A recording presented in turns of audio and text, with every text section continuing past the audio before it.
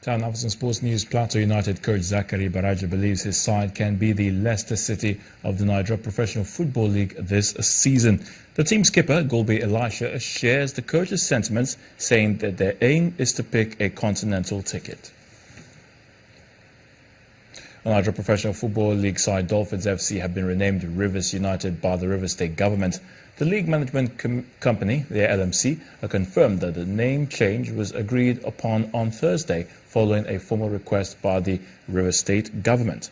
LMC boss Shodigo explains that the name change was granted since it wasn't offensive or prejudicial to national unity and is also agreeable with community identity, supporters and followership.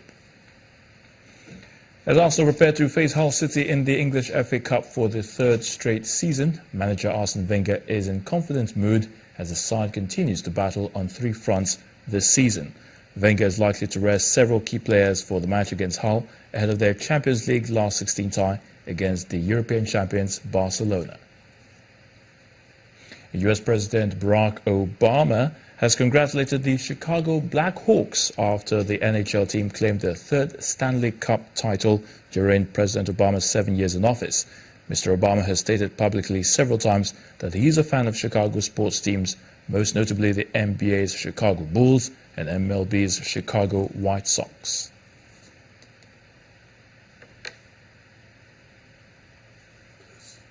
And that's a wrap on Sports News. I'm Ayotunde Balogun. Ijoma will be back with the rest of the news at 10.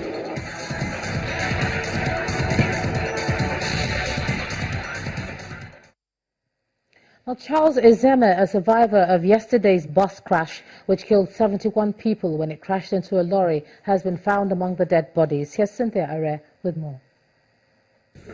Well, thank you. The bus company has put the problem down to the driver for going way too fast, as opposed to the vehicle having any fault. Mr. Ezeme remembered being rescued after shouting as best as he could and authorities coming to his aid. He was then taken to a hospital in central Ghana and treated for head injuries. Then U.S. warplanes have carried out attacks on Islamic State, killing at least 30 people in the process. The strikes are believed to have hit a training camp and potentially killed a senior Tunisian extremist leader. The extremist leader in question is linked to 2 attacks in Tunisia last year, including an attack that killed 30 Britons. Finally, it's day 2 of the Uganda general elections, and the day has been filled with nothing but drama. We understand the police have sealed off the road leading to the opposition leader's residence for security purposes, and they are checking vehicles coming in. In addition to that, we understand that the opposition leader, Kizza Besigye, has been arrested again by police for announcing results. Police explained that was the primary reason why the force raided the FDC office, but the United States has condemned that move via social media. That's the foreign news wrap-up. The news at 10 continues shortly. Thanks a lot, Cynthia. And the main news again. The Federal High Court in Lagos today ordered the seizure of all listed properties belonging to former Niger Delta militant leader Tom Polo. This follows his non-appearance in court and the EFCC declaring his whereabouts unknown. The United Nations Children's Fund has raised an alarm that about 300,000 Nigerian children risk dying in 2016 due to malnutrition.